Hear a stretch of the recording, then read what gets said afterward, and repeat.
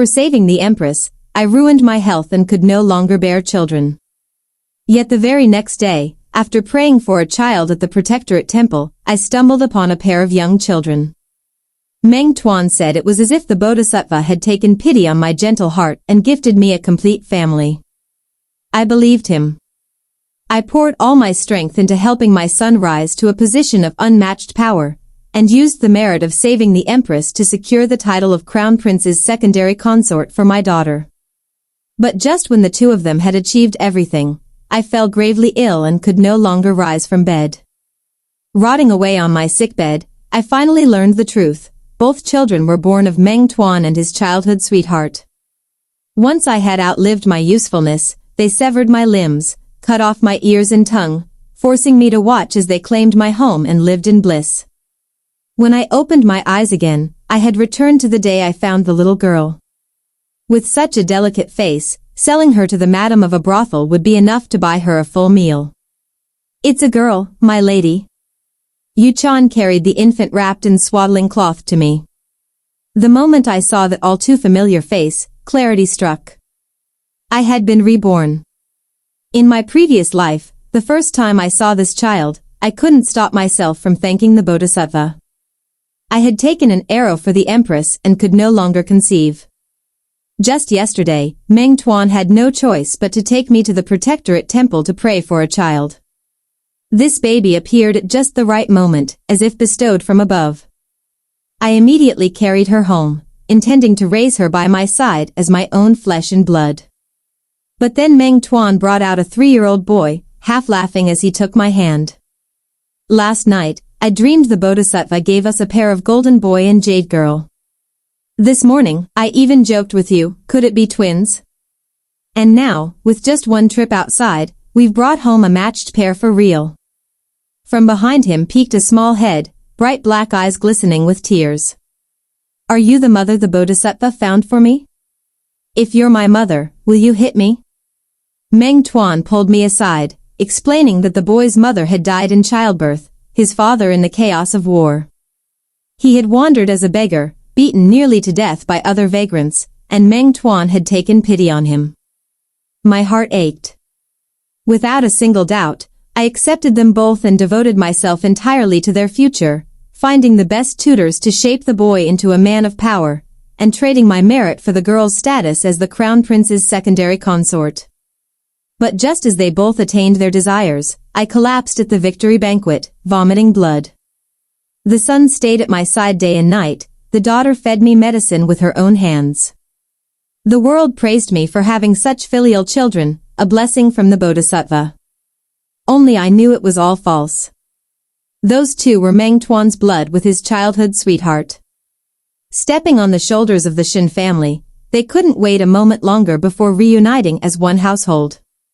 They cut off my limbs, my ears, my tongue, forcing me to watch them enjoy my home, my honors.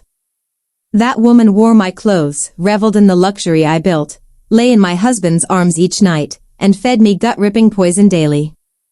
Pins, blades, every tool of pain tore me apart bit by bit. I lived worse than dead, while the children I had loved most sneered, "This is the price for stealing our father and making our mother suffer all these years. We've called you mother for over a decade, now live the rest of your life like a pig or a dog to repay us." Meng Tuan, who had stood at my side for over 10 years, looked down from above, lips curled coldly. "How does it feel to be toyed with by all four of us? Without the Bodhisattva's wrath to shield you, how dare you claim his favor? Should I call you foolish, or say you deserved it? Pity that Sisi is too kind to kill you. Remember this well." Shattered in body and soul, I finally took advantage of their carelessness, toppled the lamp, and burned myself to death. This life. As I gazed at the wailing infant before me, my lips curved into a cold smile. Yuchan did not hesitate, scooping up the child and heading straight for the southern brothel. "You're not going to ask why I'm doing this?" I asked. Yuchan looked back with a smile, deep dimples in her still young face. "If my lady has decided, this servant only needs to obey." Hot tears brimmed in my eyes. The maid who grew up with me, Feng He, and the one who was unfailingly loyal, Yuchan, one drowned saving that beast of a man, her body never found, the other fell into a ravine protecting Meng Tuan, her bones turned to ash. Looking back now, there had never been so many coincidences, only a calculated plot to cut away my arms and legs. My hands clenched under my sleeves. Do one more thing for me. Bring both children here. But you must. Half an hour later, I returned to the Shun estate. Meng Tuan was already waiting at the gate. Seeing the carriage stop, he hurried over, reaching out for me. But when his gaze fell on the empty space behind me, his pupils shrank. Lingy, why are you alone? I cast him a calm glance. Should there be someone else? His hand faltered, but he forced a smile. Wasn't Yuchan with you? Did she anger you and get left behind? His eyes darted, searching behind me. I took it all in, then said coolly, with deliberate mockery, a starving wolf appeared outside the city. Seems it took a child from someone's family, its cries were heartbreaking. It happened right by my carriage. Yuchan went to take a look, she may be late. What?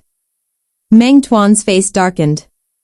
If there was a wolf stealing a child, why didn't you save it? You must be joking. My lady here is frail and still recovering, how could she save anyone? Should she throw her life into the wolf's mouth? Though Feng He hadn't left the city with me and didn't know the details, she didn't hesitate to shield me. If Sir is so righteous, why not take a horse and fight the wolf yourself? Meng Tuan's face froze. So when currying favor, he brimmed with gallantry, yet when danger came for him, he shrank back. I withdrew my gaze and sighed. That child cried so miserably. If his mother hears he was eaten by wolves, I wonder how much it will break her heart. The moment I mentioned Tong Sisi, the one he loved most, the one who urged him into cruelty, Meng Tuan could no longer sit still. Mounting his horse, he declared, if something's happened to Yuchan, how could I stand by and let my wife worry? I'll bring her back at once. As his figure disappeared into the crowd, I pulled Feng He close and whispered, follow him. If one arrow doesn't hit, shoot twice. Make sure he's badly wounded, but not dead. Feng He drew a deep breath, but without hesitation, took the order. This life, hatred unquenched, Meng Tuan, even in death you are unworthy. Feng He, a born sharpshooter, pursued Meng Tuan with 3 consecutive arrows, forcing him to clutch his head and flee in panic. In the end, one arrow pierced his chest, sending him tumbling down the hillside, breaking his leg. His screams echoed across the mountains, more wretched than if his mother had died before him. An hour later, Meng Tuan, drenched in blood, was carried back. Blood poured from his left shoulder, his right leg broken clean through, his body twisted into a grotesque shape.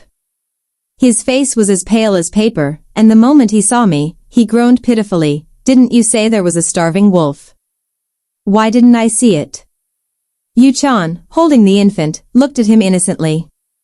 Ah, so master also has a chivalrous heart like my lady, drawing his sword to aid others. But you came too late. I've already rescued the child. Why didn't you say so earlier? I almost lost my life to bandits.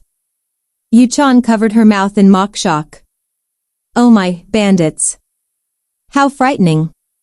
Lucky I walked a little slower, otherwise I'd be stabbed like a beehive just like you. Fortunately it wasn't me, being carried back in such a state would be utterly disgraceful. Each word stabbed deep into his chest. Grievously wounded, Meng Tuan choked on his own rage and spat blood. I looked on indifferently, adding fuel to the fire. Feng He, why aren't you fetching the physician? Delay, and my dear husband will be crippled for life, worse than a dead dog.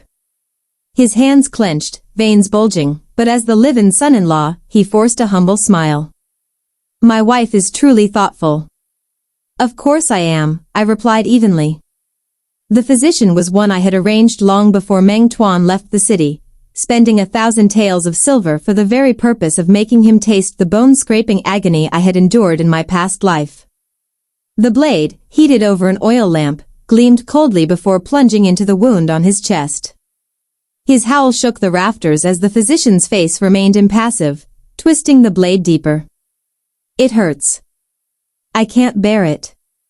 Meng Tuan, endure it a little. It's not that I won't give you an anesthetic, the arrow went too deep. I need your cries to find the right spot without harming your organs. Bear the pain, husband. Or would you rather be crippled for life and mocked by all? Feng, he added with a sneer, a man, and yet a bit of blood makes you cry for your parents. We worked in perfect sync, every word choking him into silence. Sweat poured from his brow, and he bit his lip until it bled. At last, he fainted. I sipped tea with relish. Wake him up, time to fix the leg. I'll do it, Feng, he volunteered. Slap. Slap. Slap. More than a dozen smacks later, his eyes flew open. Their gazes met. Feng, he grinned. Come now, master, time to cut flesh and set bone. Don't fall asleep on us. The knives, finger length and razor sharp, were laid out beside iron clamps as thick as an arm. The physician, an executioner who had once beheaded thousands, bared a ghastly smile. No rush, Meng Tuan. We'll take it step by step. His shrieks rang through the night until dawn. For a scholar like Meng Tuan, it was truly a fate worse than death. As I had ordered, the physician saved his leg, but it was left useless, aching in sun, burning in rain, as if 1,000 ants gnawed at the bone whenever the weather turned. He would live the rest of his days in pain. When he woke, the first thing he did was confirm that the girl Yuchan had rescued was indeed his daughter. Relieved, he said, she's so fair and lovely, risking my life to save her was worth it. Truly fated. But that wasn't enough for him. He immediately had the boy from my previous life brought to me. Do you remember the dream I told you about? This boy, I found him just as the Bodhisattva gave me a son in my dream.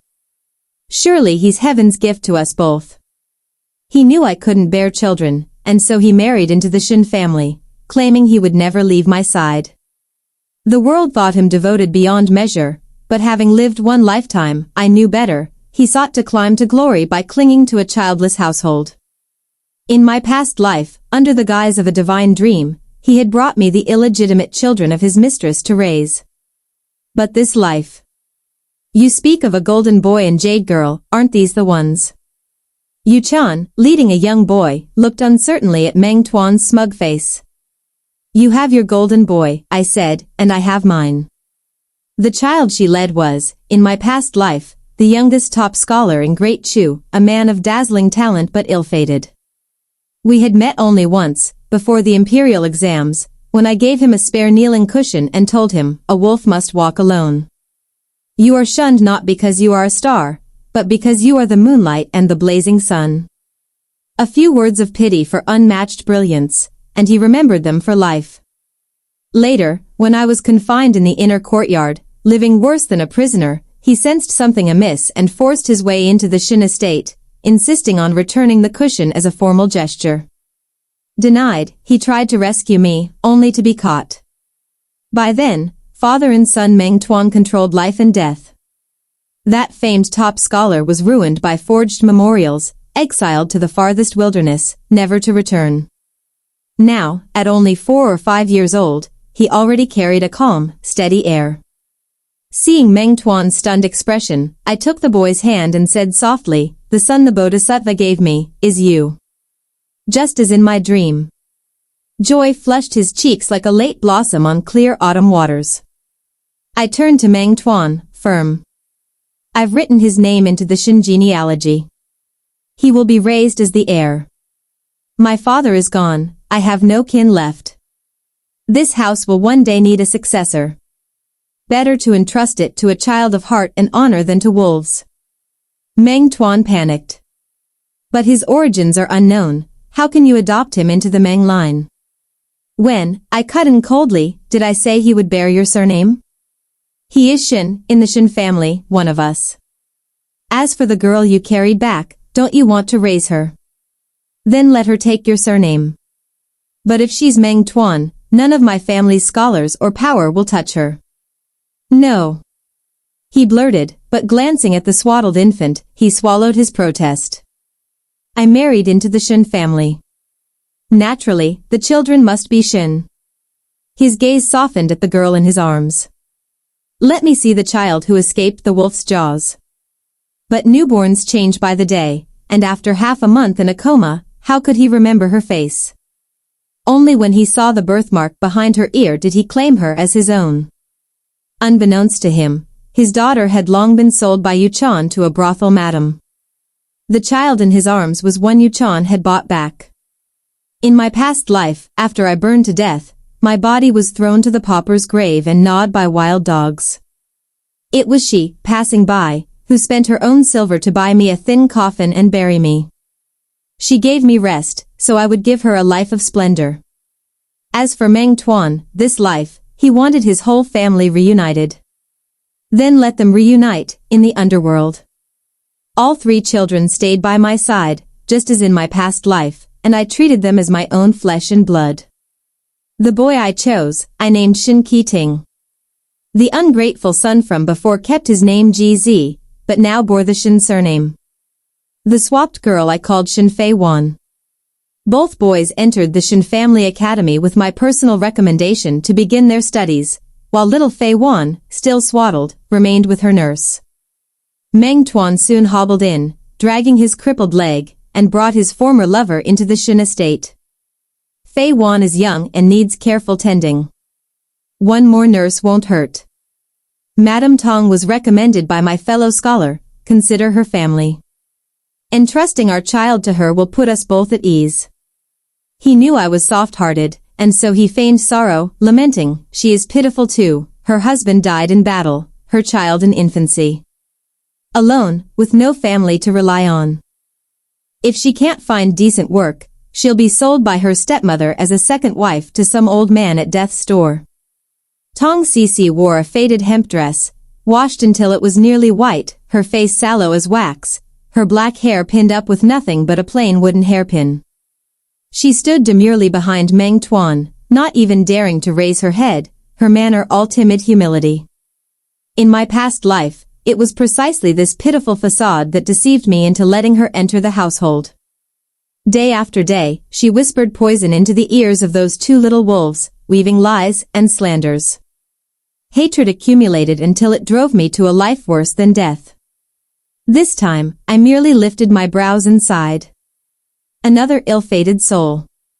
Though the estate lacks nothing, I can't bear to watch another suffer. You seem diligent and honest, the stables are short a hand for mucking out. Go there. Tong Cici's head shot up, her face blanching as if I had delivered the greatest humiliation. Meng Tuan instantly stepped in to shield her. Shinlingi, how can you treat her so? I may be your husband-in-law, but I am still a man. Must you lower my standing by humiliating the one I recommended? She's too frail for such work. How could you send her to shovel dung? In the past, when he played the I'm only a live-in son-in-law card, I gave way for the sake of his pride and our so-called marital bond. Today, I simply looked at him coldly, without answering. Feng he gave a sharp, mirthless laugh. What's this? A beggar turning up her nose at a sour bun. Weren't you about to be sold off as a second wife to wash an old man's backside? And now you despise dirty work. Is an old man's filth somehow fragrant? She turned her sneer on Meng Tuan. If Our Lady's kindness isn't enough, perhaps we should just send her off to clean for that old man instead. And stop bringing up this son-in-law business. Didn't you once kneel and beg to marry into the Shin family? Our Lady's beauty could have graced any match, do you think she couldn't marry without you? I smiled. Well said. If Meng Tuan finds life as a son-in-law so unbearable, I can write you a divorce letter and grant you your freedom. Meng Tuan stiffened, ready to speak, but Tong Cici cut him off, lowering her head in meek resignation. It's fine. Having work is already a blessing, I dare not ask for more.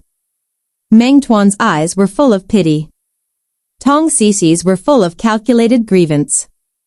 Between them, silent glances wove an unspoken thread, as though the rest of us were blind. In my last life, Perhaps we truly were blind, never noticing a thing. We thought that once she entered the estate, she would quietly tend to the children and the household, when in truth she sought to both manipulate the little wolves and carry on an affair under my roof. The cruelest murder weapon is the knife called family affection. But her blessings were still to come. Shin Ji-zi, like his father Meng Tuan, had a natural talent for study. He memorized books after 3 readings, formed a decent hand after 2 days of practice, and even the tutor praised him as worth nurturing. Meng Tuan, delighted, never stopped singing his praises before me. Ji-zi and Qi Ting are not alike, his gifts are extraordinary. If you wish to raise an heir to the Shin family, you should favor him. No one is more suited to study under the great scholar than Ji-zi.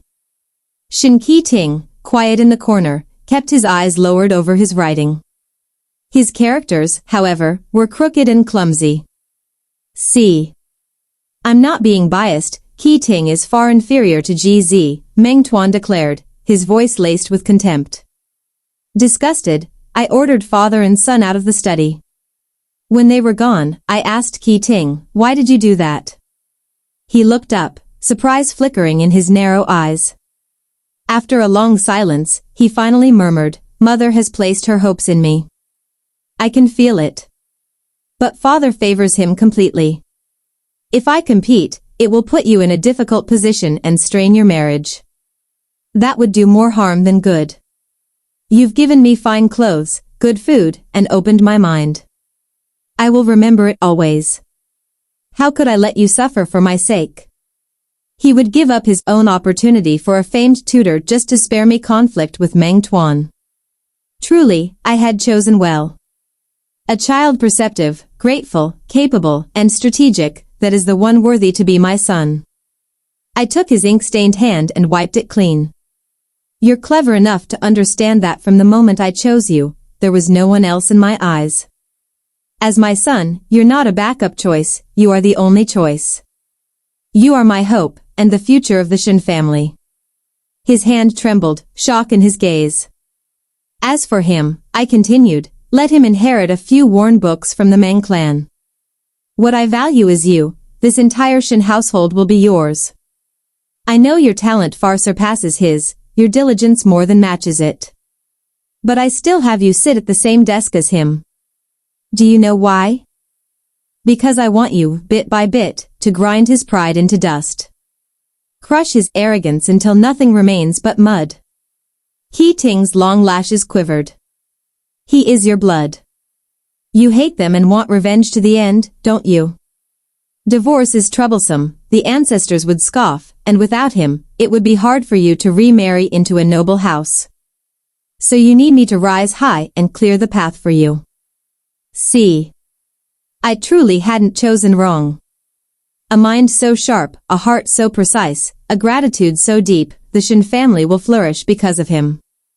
So, I asked, will you help me? He lifted his head, his small frame straight as a pine, his gaze solemn. I am your son. In this life, I will stand beside you always, facing the wind and rain without retreat. My satisfaction was boundless.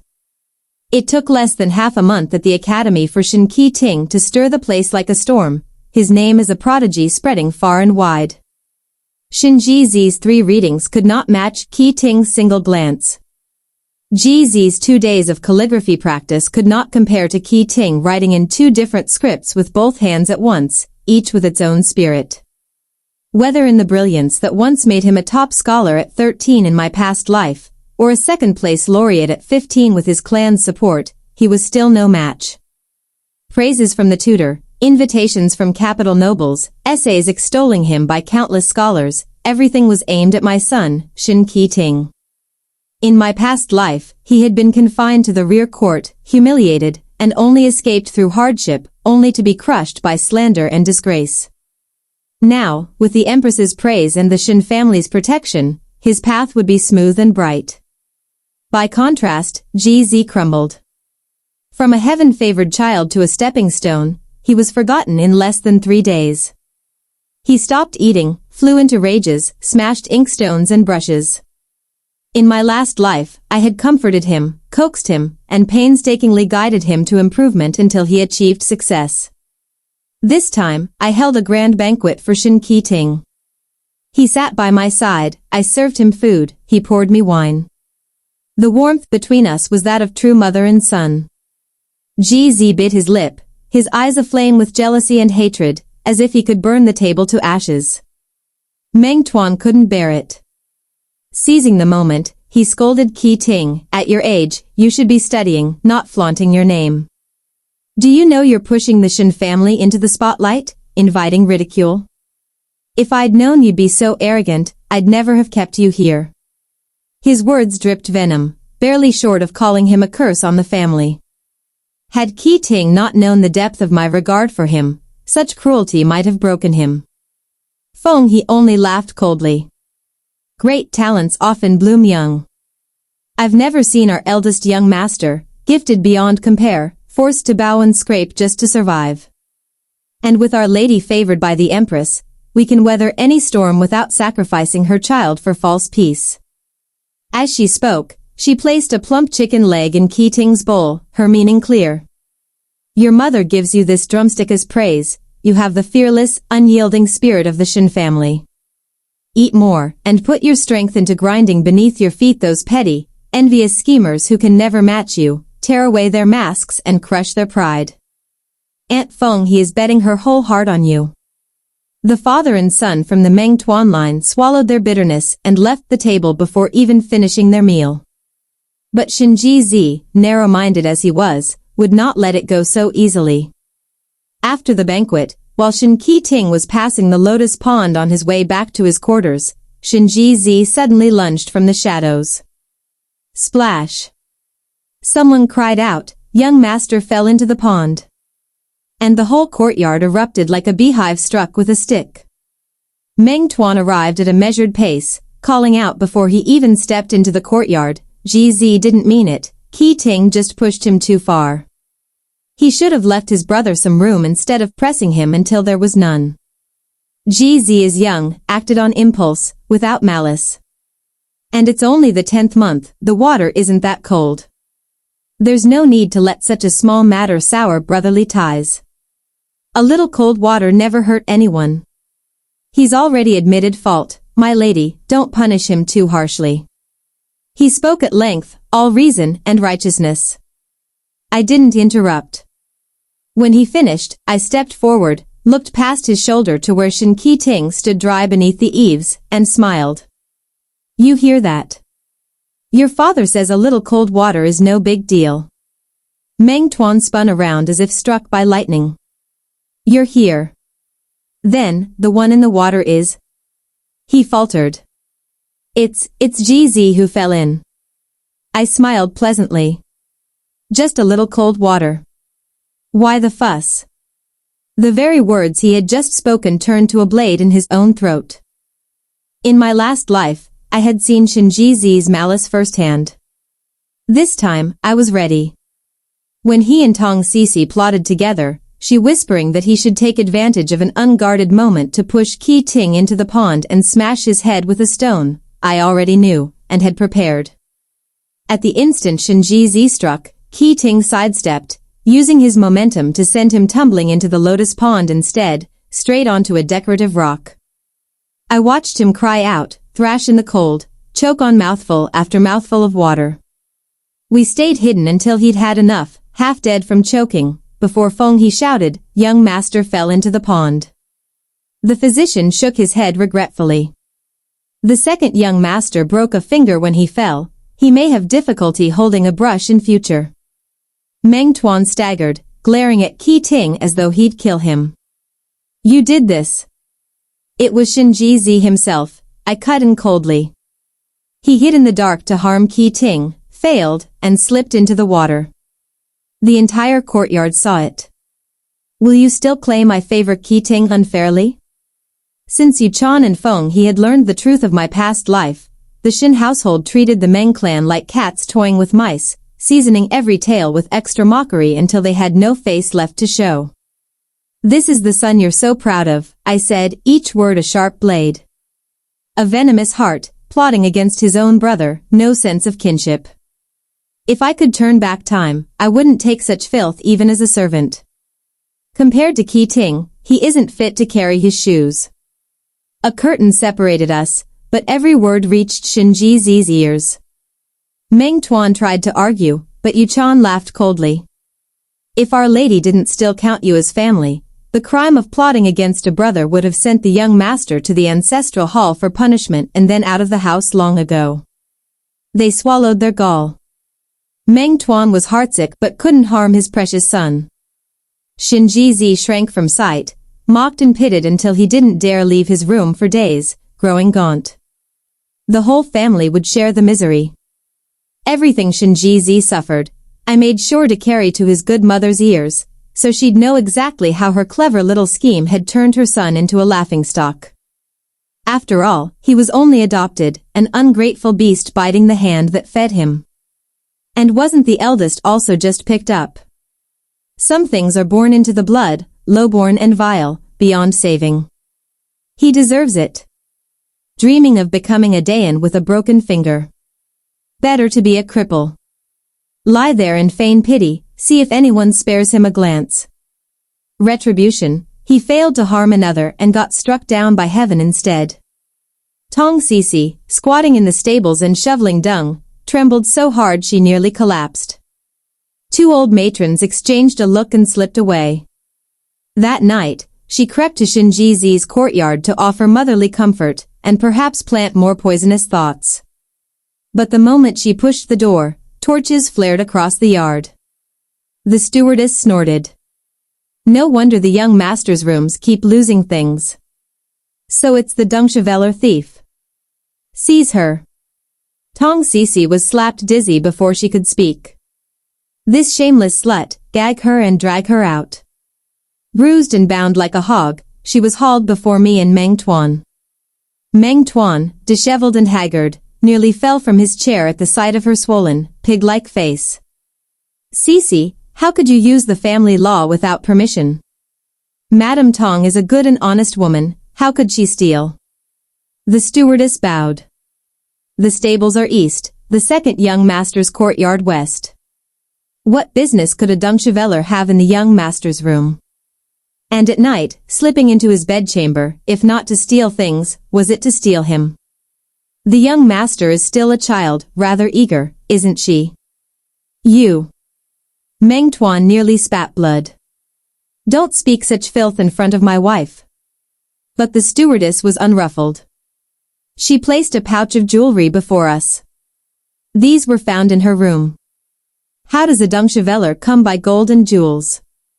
If not stolen, perhaps the master gifted them. Meng Tuan's face drained of color.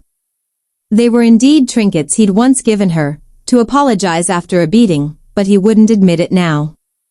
Tong Sisi, gagged, nodded frantically, even dropping to her knees to plead with her pitiful act. But clack, as her knees hit the floor, the most prized inkstone from Shen Jizi's desk fell from her bodice. All fell silent. The stewardess, who had planted it there, feigned shock.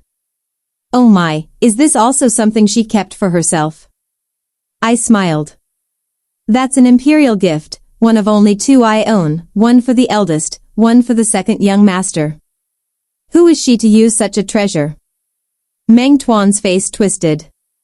I know my husband finds this awkward, I said lightly, and I'd rather not be the villain. Why not report it to the authorities and let the law decide? We can have all her jewelry examined as well.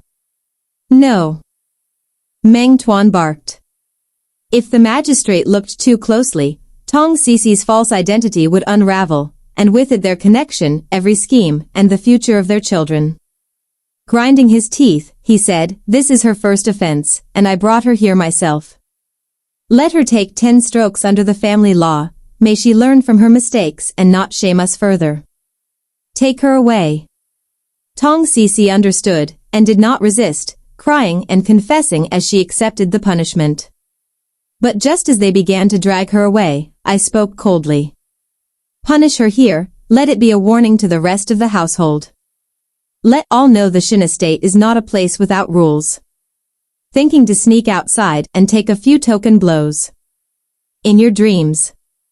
Meng Tuan's lips trembled, his fists clenched white in his sleeves. Follow my wife's orders.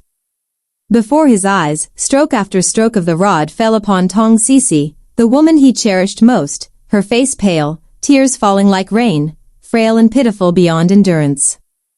He gritted his teeth, pretending calm, but the faint quiver of his lips betrayed the torment in his heart. Pain. Not nearly enough. The agony that pierces the heart and guts, I would return it, blow for blow, just as they had once done to me. Xin Jizi was still convalescing, unaware of Tong Sisi's fate. Meng Tuan, however, busied himself at his son's side, speaking of the classics, urging him to persevere, coaxing him to learn to write with his left hand. Too much cleverness invites misfortune, who knows how long that pride will last. He may not live to wear the cap of adulthood. Strength now means nothing, life is not about winning in the moment, but about laughing last. A foolish woman and a child are no match for father and son. My son, rise again, if you can write as well with your left hand as with your right, you'll be a legend. With me here, the Xin estate's glorious future is all in your grasp. Encouraged, Xin Jizi began his left-handed practice. But at night, when the study lights were out, Meng Tuan slipped away to Tong Sisi, applying precious salve to her wounds with murmured honeyed words. When she began to recover, the two tangled together without shame, daring to commit their filth under my very nose. Feng He repeated their words and deeds to me in detail, and the disgust that rose in me was boundless. I smiled coldly. The time has come. Not tomorrow, tonight. That night, just as the adulterous pair were entwined, Tong Sisi's courtyard suddenly caught fire. When the nearby servants came to put it out, they stumbled upon the sight of two naked bodies wrapped around each other. A young maid shrieked, "Adultery! Adulterer and adulteress! Come, quickly!" Meng Tuan panicked, barely pulling on his clothes before fleeing with them clutched to his chest. Tong Sisi was left bare, hair in disarray, and once again dragged bound before me. When Meng Tuan had composed himself enough to return, I said lightly, "Since she was your recommendation, why not let you decide her fate?" But before he could step fully inside, a hail of crisp slaps fell on Tong Sisi's face, her body covered only by thin underclothes. "Speak. Who is your adulterer? To commit such filth in the Xin estate, you must be tired of living. Name him, and I'll leave your body whole." Tears brimming, she looked to Meng Tuan. Smack. Don't think a glance at the master will save you. Fornication merits burial alive, no one can save you. Each slap was a hammer on Meng Tuan's heart, making it hard for him to walk forward. He dared not meet her gaze, sitting silently with a hollow look, as though his soul had been stripped away. I noted every flinch, every flicker of pain in his eyes, and smiled. Adultery takes two. Why should a woman bear all the punishment? If her partner has the courage to step forward, I'll honor it, he'll die whole, and I'll spare her life, expelling her instead. What say you, husband? Will the shameless man step forward? Tong Sisi looked at him with all her hope. But he only glanced once, then turned his eyes away. I don't know. The hope in her eyes collapsed, tears streamed unchecked. She was as I had once been in my last life, when one cannot even speak to beg for help, only abase oneself in hope of a scrap of mercy. But Meng Tuan gave her nothing. Despair and grief swallowed her, her eyes went empty, desolate. Die. I had once begged for it and been denied, why should they get death so easily? I spoke coldly, since my husband brought her here and she refuses to name her partner, better we send her to the magistrate. Perhaps she was coerced. No. Meng Tuan's alarm was instant, the moment his own interests were touched, his fear outweighed his anger. Facing my raised brows, he rushed to explain, if this filth spreads, only the Xin family will be shamed. The children study alongside the offspring of noble families, we can't let them bear such scandal. At last, his eyes settled on the lifeless Tong Sisi. She was my recommendation. I begged my wife to grant her a way to live. I smoothed my tone. Then how would you deal with her?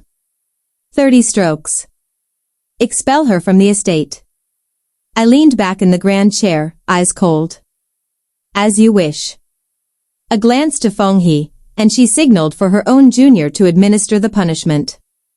One stroke fell, Tong Sisi screamed. Meng Tuan's hands shook, his face paling. The second stroke, her eyes rolled back, nearly fainting. By the fifth, sweat poured from her, and she finally gave a long wail before going limp. Oh my, she's fainted, someone murmured. Meng Tuan's eyes flew open, but another stroke came down, bones cracked with a sickening sound, blood spattering from her lips as she woke in agony. Her gaze met his, once filled with affection, now only pleading for death. Meng Tuan's gut twisted, but he gritted his teeth and barked, hurry up. Do you want the lady to catch cold in this night wind? A perfect act of loving concern.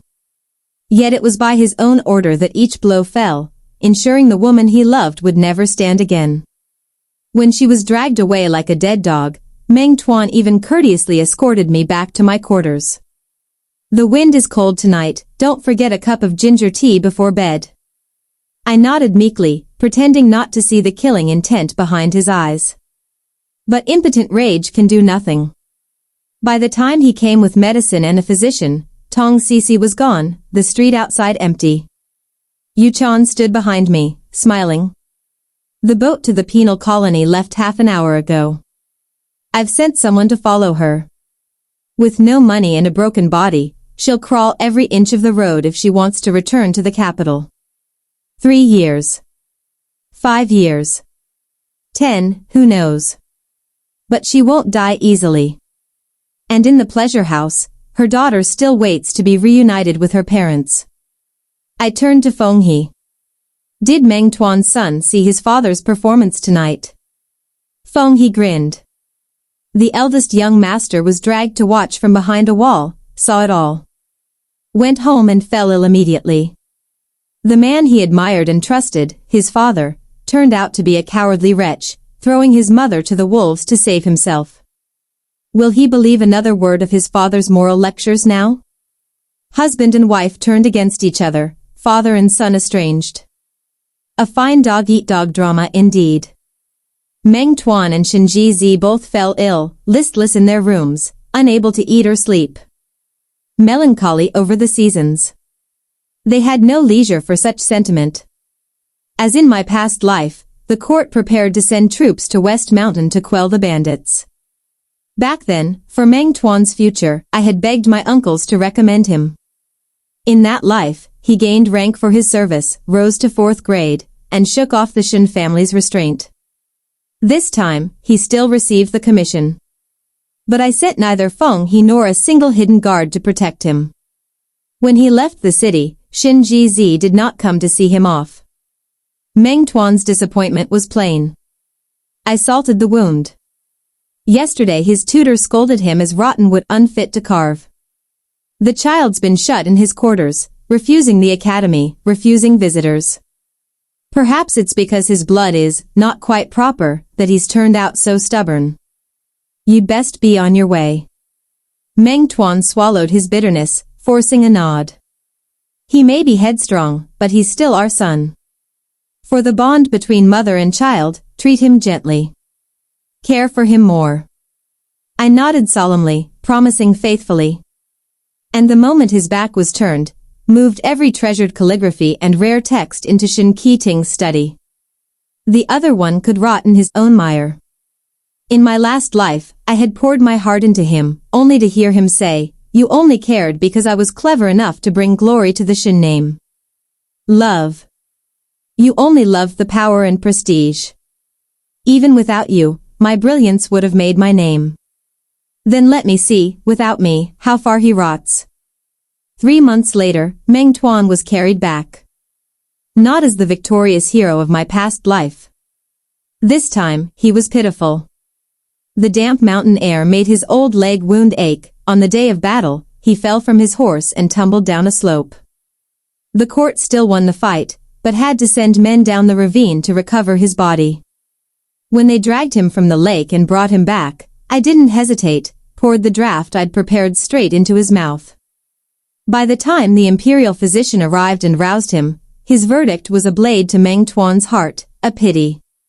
Before the bandits were fully quelled, Meng Tuan lost rank, lost office, and suffered damage to his very foundation.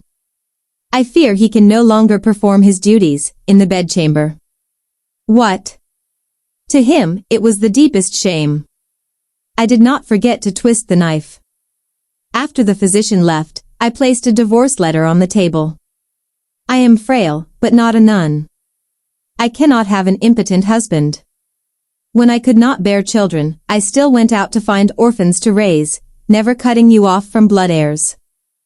Should you not extend me the same courtesy? The children remain ours. But I will not live in widowhood while my husband still breathes. I pity you, but I cannot keep to chastity. I wept, truly. And before he could react, his mind turned to the truth. With his career ruined, and no Shin family to anchor him, the only foothold left was in this house, with the children. His voice softened at once. Lingy, I truly love you. I've never cared that you were frail or childless, and I will not care if you wish to keep a few male companions. I will not divorce you. At worst, we live as princess and consort, you keep your companions, I remain here, guarding you for life. I hid my laughter behind my sleeve. I hated him to the bone. How could I live as a widow for his sake? The male companions were his suggestion. I could only reluctantly obey. Meng Tuan disgraced, Shinji Zi in decline. Father and son fought like fire and water daily. Meanwhile, beyond the wall, I sat among beauties, drinking fine wine and tasting delicacies, my life utterly untroubled. Feng He brought a letter from the great scholar, smiling. The eldest young master has been accepted.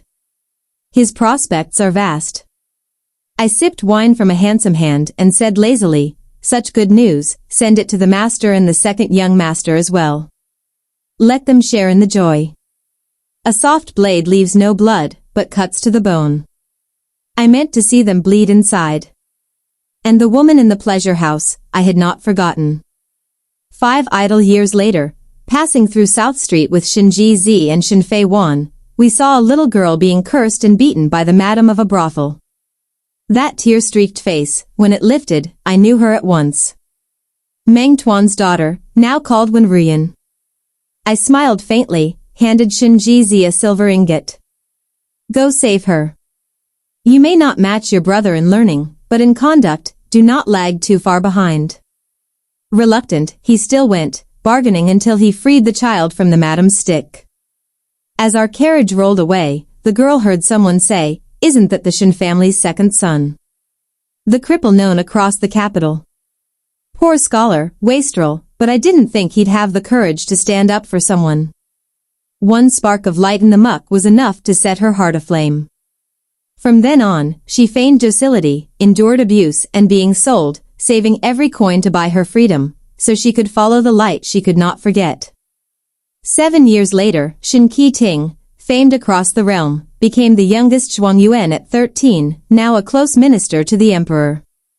His conduct was lauded by the grand tutor. He was given the first daughter of the realm's most eminent lady in marriage. The crown prince valued him, drew him close. The future promised him glory and contentment.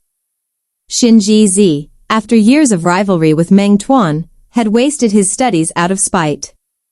He failed the exams, joined the idle sons of nobility and dissipation, his ambition long rotted.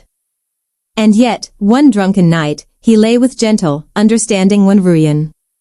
She knew his wounds, soothed his grievances, and her tenderness became the balm he clung to. When she became pregnant, he did not hesitate to take her as a concubine.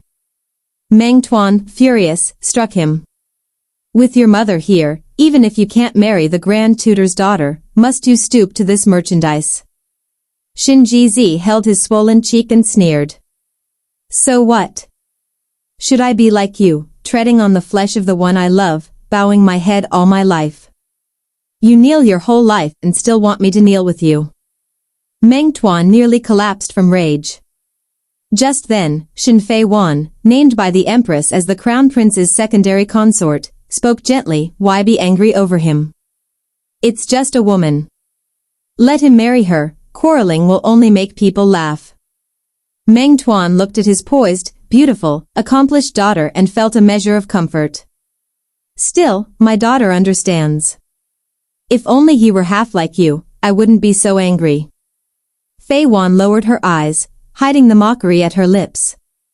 She had long known the truth of her birth from her brother, and for the one who saved and loved her, me, her gratitude bound her firmly to our side.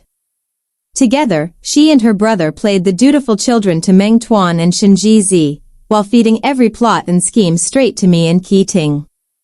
In the end, Shen Jizi did marry Wen Ruyan, with Fei Wan's aid. The two were deeply affectionate. Under her influence, Shen Jizi curbed his temper, became mild, even reconciled somewhat with Meng Tuan. He studied with determination, hoping to pass the exams and give his wife and child stability. Day and night, he pored over books, the picture of a prodigal returning home.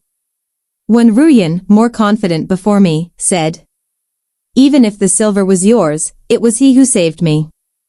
I will protect him all my life."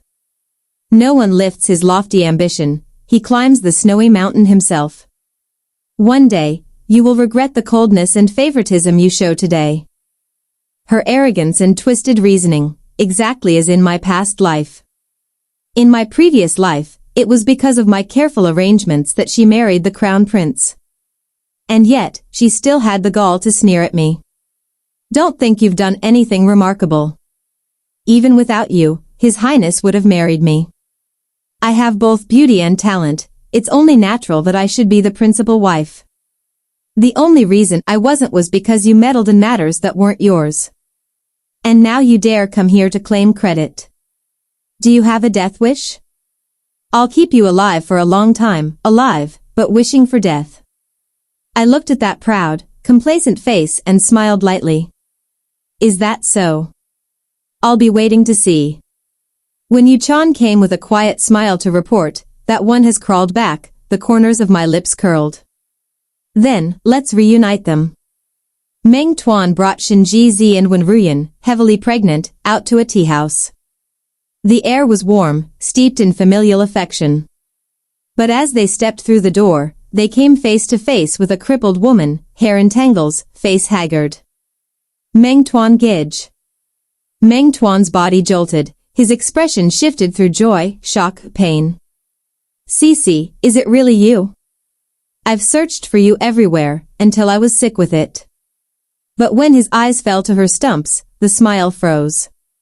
You, how did you end up like this? Where did you go back then? Why couldn't I find you? Tears poured down Tong Cici's face as she choked out, it's a long story. I heard GZ is married, about to be a father. Where is my GZ? Shin GZ stepped forward slowly, his face full of disbelief, anguish, and fear. Mother, you're alive. I'm alive, my good son. Let me see my grandchild. But when Wen Ruyan emerged, Tong Cici froze. Why do you look exactly like my mother? Her eyes dropped to the old sachet at Wen Ruyan's waist, and she trembled violently. She grabbed Wen Ruyan's arm, pushing back a sleeve to look for a birthmark. Then a scream tore from her throat. How is it you? This is our daughter, Ruyan. The words struck like thunder, leaving them all rooted to the spot. Meng Tuan pressed forward, unwilling to believe. How can you be my daughter? Tell me, who are your parents? Panic-stricken, Wen Ruyan shook her head. I was found in the outskirts and sold to a foster mother. Aside from this sachet and my baby swaddling clothes, I have nothing. When she described the clothes in detail, Tong Cici swung a slap into Meng Tuan's face. You told me to place our daughter before her carriage so she'd take her in. You told me she would be raised in comfort in the estate, and I mustn't visit, to avoid suspicion. You told me everything was under control, nothing could go wrong. So why was my daughter sold to a brothel? Why is she like this? All these years I've endured, What was it for? She wept and raged, turning to strike Shinji. Men are not to be trusted. I placed all my hopes on you, bore the pain of our separation so you could succeed and rescue me from the fire pit. And look at you, what have you done? If I had known you'd be this useless, why would I have suffered so long, so hard? For years, Shinji's only warmth had been Wenruyan's gentleness. They had married, sworn to each other, thinking they'd found salvation, only to learn his salvation was a poison chalice. She was his blood sister. The last hope in him shattered. It was as if fate had torn him in two, pain gnawing his bones, leaving him half dead. He staggered, laughing through his tears. If not for your hunger for power, using us as pawns, how would we end up like this? Blame me. Better to blame yourselves for being useless. This is the retribution you deserve. You think I wanted to be your son? I'd rather be hers. Look at how she treats Shin Qi-ting, wholehearted, without reservation. And me. A worthless father's pressure and a mother who shamed me all my life. Why didn't you just give me to her to raise? I hurt. I've torn myself apart. I hate you. Tong Sisi, frightened, crawled to grab his trouser leg, ready to scold him, only for him to kick her square in the chest. Each blow was the outpouring of a lifetime's torment. Die. Die. Why do you cling to me? If you hadn't come back, none of this would have happened. Why did you ruin me? Why? Caught off guard, Tong Sisi's ribs snapped under the kicks, blood spurted from her mouth. When Meng Tuan caught her in his arms, she still clutched at his sleeve, her voice a ragged hiss. All my life, the one I've hated most is you. You tore me from my child, refused to live in peace, had to grasp for an heir, and sacrificed us all for yourself. I hate you, I curse you to die without peace. After years of crawling back from the gutters to the capital, what greeted her was the ruin of her family, with no place left for her to be buried. Tong Sisi spat her last mouthful of blood and died with eyes wide open, staring at Meng Tuan, who clutched his chest, barely standing. In the blink of an eye, what should have been a family reunion became an annihilation. A lifetime of scheming turned to nothing. The pain was too much. Meng Tuan coughed blood and collapsed. Mad with grief was Shinji and Wenruyan. She collapsed in the street, blood flooding from between her legs. The long-awaited heir of the Shin family she carried, pampered and cherished, was too large. Combined with the shock, it triggered massive bleeding. From the tea house balcony, I stood watching. Her eyes lit up suddenly. Mother. Save me. I'm your daughter. So, she'd come back at this moment. In my last life, I had cherished her most, poured all the finest things into her dowry. Every time she was ill, I nursed her myself, day and night. But the one who had been most ruthless to me was her. She had been the one to hack off my limbs, to cut my ears and tongue. In this life, cause and effect had come full circle. I pressed my lips together and slowly raised my hand, forming two silent words. Die. She trembled and understood. All of this had been my design. A ruined family, hatred from all sides, bodies broken, that was the vengeance I had prepared for them. Before she could speak again, agony ripped through her, she gave a last scream, and both mother and child died wretchedly in the middle of the marketplace. When Meng Tuan awoke, he stared at me in horror. You came back, didn't you? You came back just to take revenge on me. You truly have a venomous, snake's heart. I smiled coldly. Oh, so you've been reborn too. How does it feel, being led by the nose like a dog, your whole family spun in circles at my whim? Half a life of scheming, and in the end it was all for me, to ensure your family's death without a whole corpse. Satisfying, isn't it? Without the Bodhisattva's protection, you dare mimic the wrath of the Vajra. I can't tell whether to laugh at your helplessness, or sneer at your absurdity. His body trembled, his hand lifted to point at me, fingers curling, his whole frame shaking without pause. Vicious woman. You've ruined me, I'll stake my life to take you down. I hefted a thick wooden club, as wide as my forearm, and walked toward him one deliberate step at a time, my gaze cold as Yama himself. Is that so? Then the 4 limbs you still owe me from our past life, today you can repay them. The words had barely left my mouth. In his panicked eyes, I swung the club down hard. Crack, it smashed into his knee. Does it hurt? Back then, I hurt the same way. Another blow. Crack.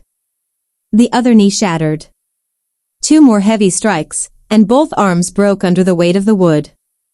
He lay there, eyes filled with venom, breath ragged, and I let a slow smile curl my lips. I mimicked the very tone he had once used with me, speaking unhurriedly. I am, by nature, merciful, so of course I'll spare your life. Stricken with a contagion that others might fear, I told him to move into the back courtyard to recover. There, I had long since built a tiny wooden shed, just large enough for a man to lie flat, sealed on all sides. I chained him inside like a dog, eating, drinking, and relieving himself in the same place. Living a life not fit for beasts. Each day he would be left to remember the family who had died so miserably, trapped in a body that could neither live nor die, a cruelty far greater than death itself. As for Shinji Z, he committed a capital crime, murder. The Ministry of Justice investigated, and the case reached Magistrate Shin, my own son. He only laughed coldly. Even if it were the Son of Heaven himself, break the law, and you will be punished as a commoner. In the end, Shinji Z, once a heaven-favored child, went mad and was sentenced to exile. A lifetime in shackles, bent-backed, beaten, abused, humiliated, his existence far worse than death. And me. My son held office in the Grand Secretariat. My daughter was the Crown Prince's cherished consort. I lived amid beauty, surrounded by admiration, respected and envied by all. Who, compared to me, lived more freely. The world is noisy, fate drifts in 100 currents. May one always keep kindness at their core, yet never lose the thorns to protect themselves. The end.